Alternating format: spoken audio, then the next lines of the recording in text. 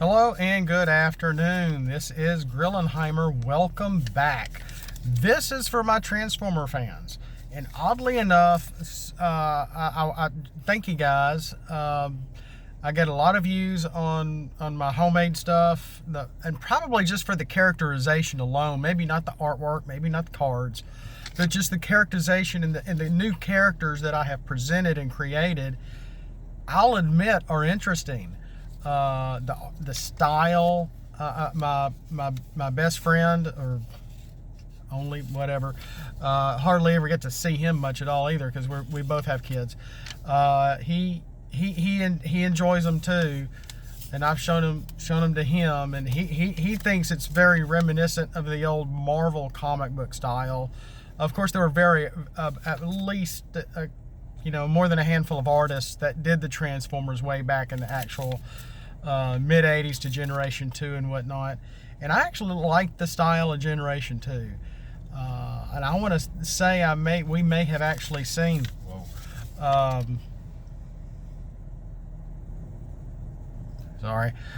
some of that person's artwork. I could be wrong. I don't remember artists' names. I apologize, but let's keep going. This is another video of, hey, what could be?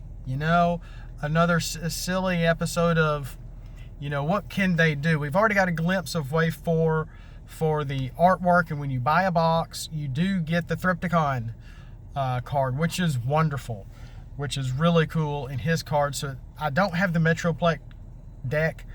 I know an online retailer where I can go get it for 15 bucks. I might go ahead and do that. Been debating on getting it for my son for his birthday, but he's just not into the cards, so I may get it for me.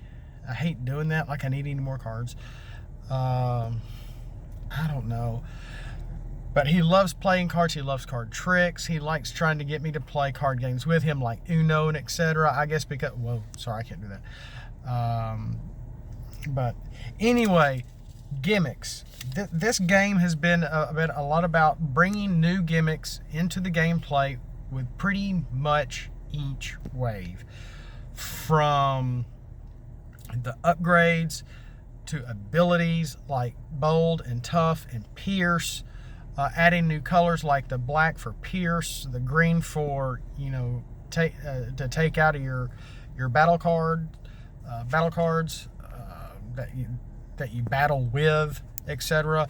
That we've added Micro Masters, Battle Masters. Oh gosh, we have a few triple changers now. I hate they're so rare. I was really, when I got my one box of Wave 2, I was really hoping I'd get a Springer. Well, that didn't happen. And I kept getting so many duplicates of pulls of not just my box alone, but booster packs as well. I'm not buying any more of these. Wave 3 has been really fun. They didn't add just the tiny cards, the smaller cards but they also added the secret actions. We got the black pips. So there's always something new that they're adding. Wave 2 was all about the combiners.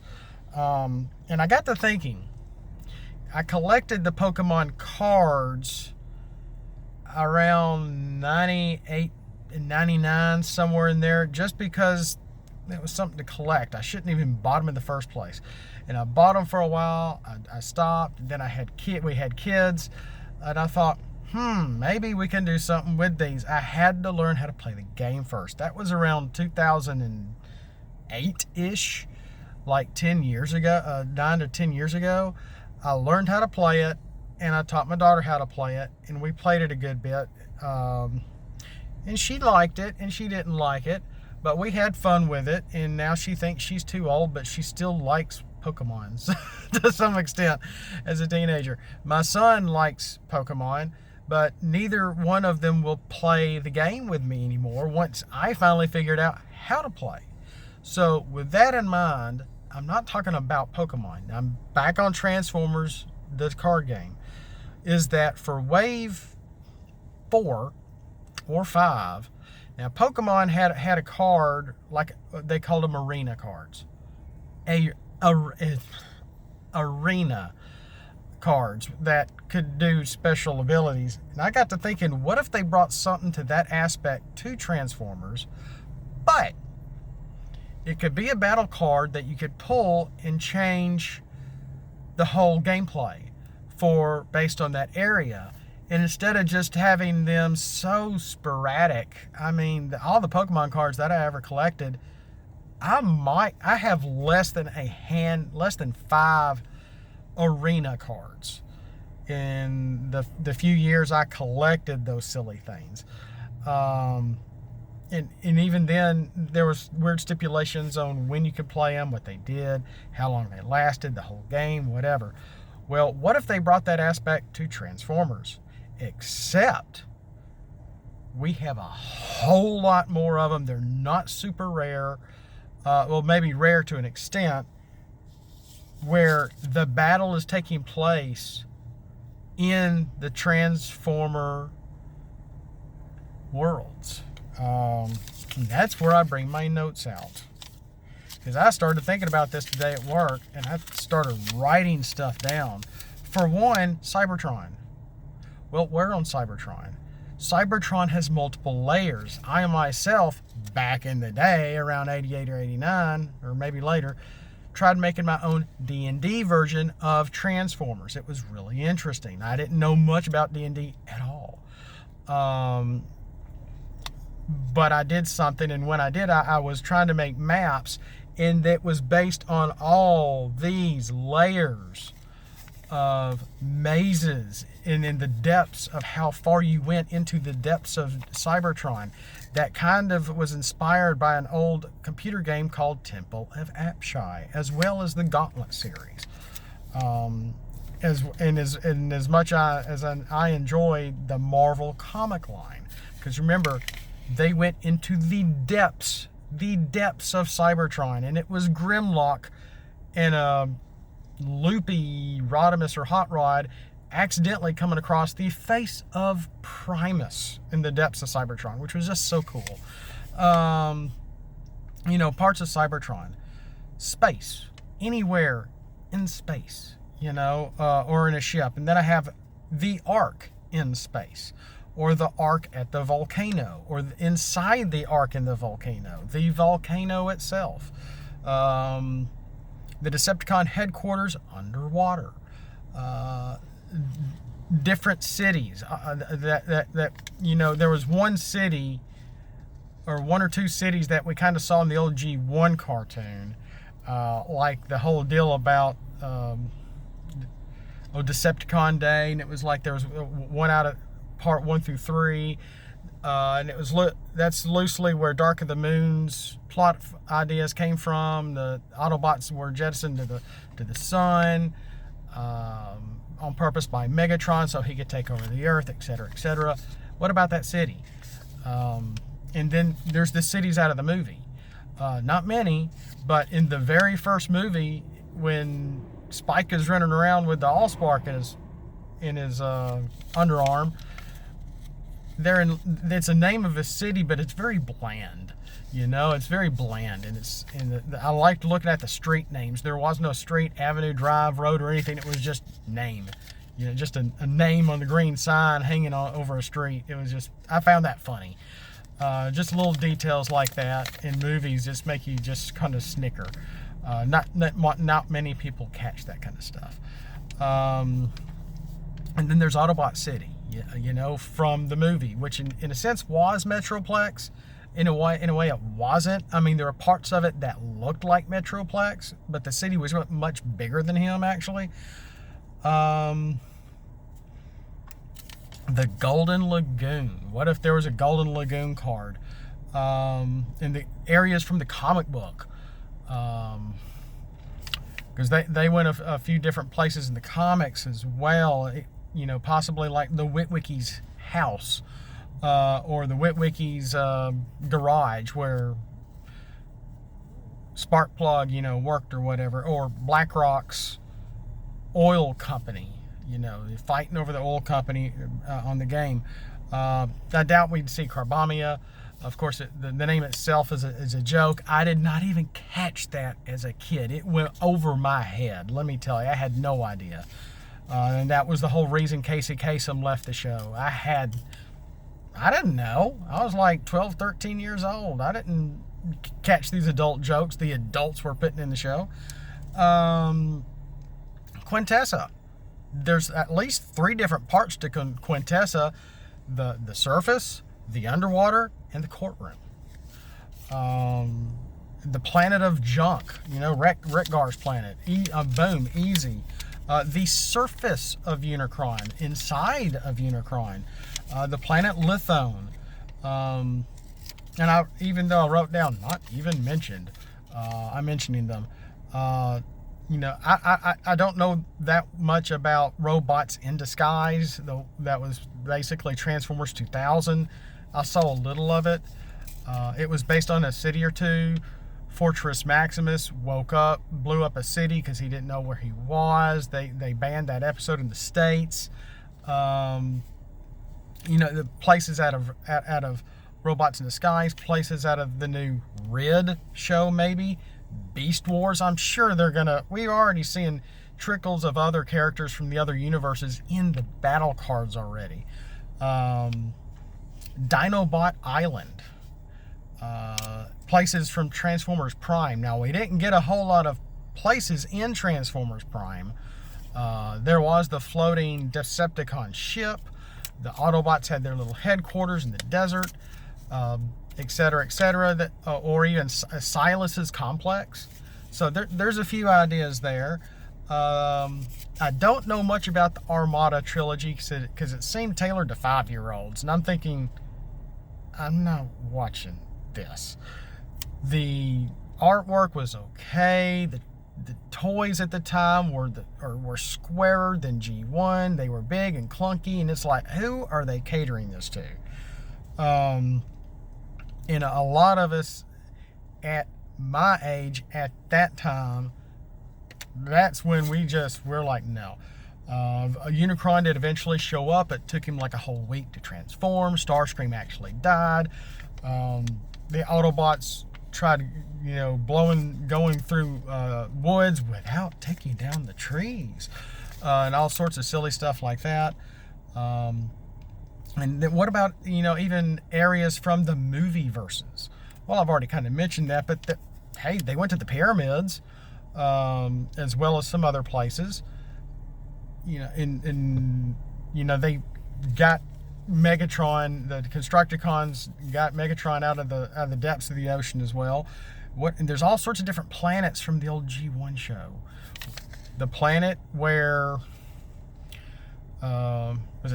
Cosmos, where they mistook Cosmos for a god.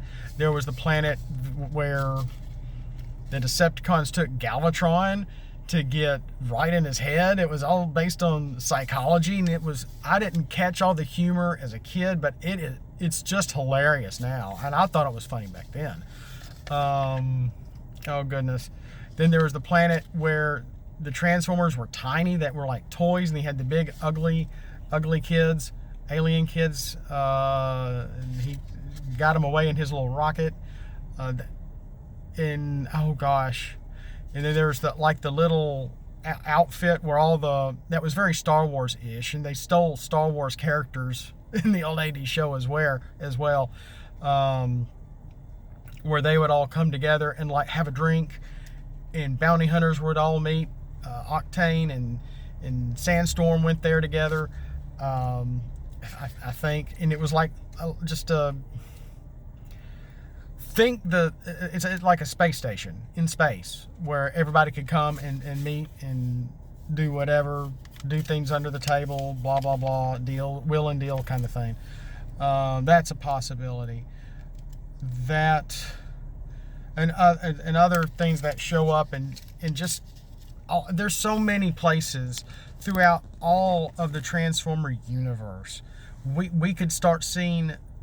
I'm not saying this is happening, but it's a good possibility. Not arena cards, that's Pokemon. I know. How dare you mention Pokemon when you're talking about Transformers? I'm going to cut out your face and use it on the target board. Okay, fine, whatever. But you know, things to think about, things that you know they're gonna do something else with. And then you have the, you know, if we have cards like this and they are flipped or come out of your own deck, should they be a star card or not? Because how would they be used is the big question. Well, obviously it would need to help add extra support to your characters, whether they're Autobots or Decepticons or possibly something else. You know, and just the and I didn't even count the different kinds of areas and places that I came up with this, you know.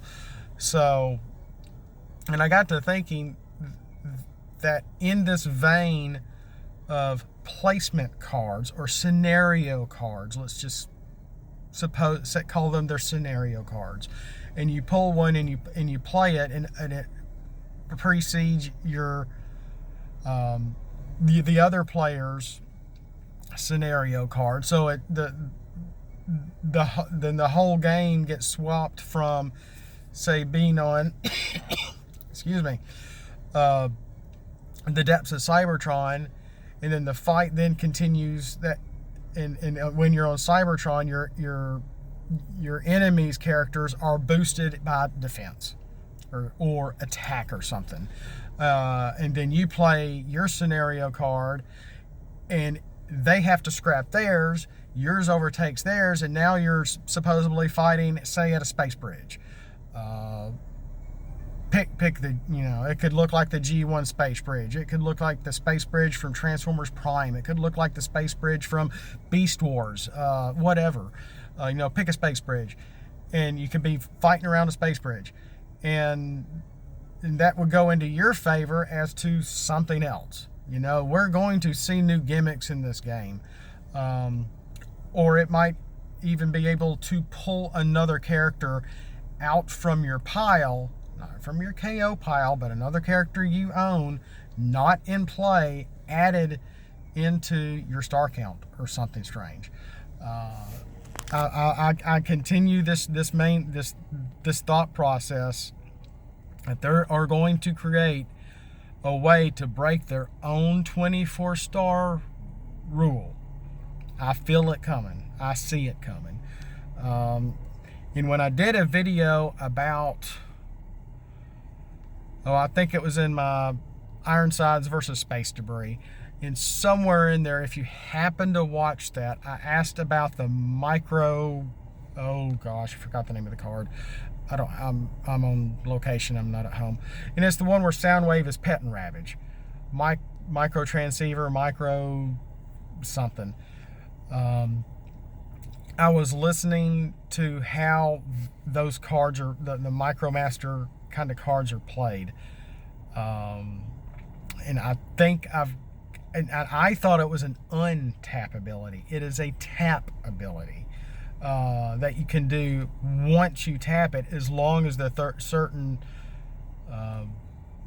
things are played out before you attack. So I didn't understand that. And I need to watch some more games online. I haven't gotten to do a whole lot lately. It's been pretty crazy. If you can't tell, I'm in another car, which is not my own. So life has happened. You know, things happen. We have to work around it. So I don't want to go too long, but you know, it's just an exciting time for the card game. I'm not sure how much longer I personally am going to be in it. I'll probably hang through at least wave 4, maybe wave 5. We'll see. We got a lot of expenses coming up that are coming up now. And so I don't know how much longer I'm going to be able to collect, at least, but you know, I have plenty of cards, plenty of characters I can just, you know, play with. Break the rules, and you know, I'm not playing with anybody anyway. So yeah, I'm just pitting teams together and see who can win. You know, yeah, it sounds boring, dude. Yeah, well, I'm just trying to play with the cards. So on that note, thanks for watching. I didn't mean to go 20 minutes on this about nothing. Talk about much ado about nothing. But just things to think about. I'm sure they're going to, and I feel like they might bring something else in, that some sort of new bot. And based on all the new sergeant, private, raider, captain, all these titles, they need to bring some sort of, I have a military friend that was in the Army, and the men that come out to help those that are injured are called corpsmen. CORPMAN. So we need corebots.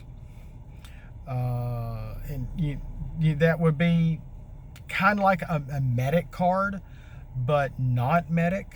That maybe could work in some different way, or maybe like an ability added to one of the smaller characters that you can pull out on a whim and use for a turn to help boost her health or something to that effect. They're going to bring more stuff.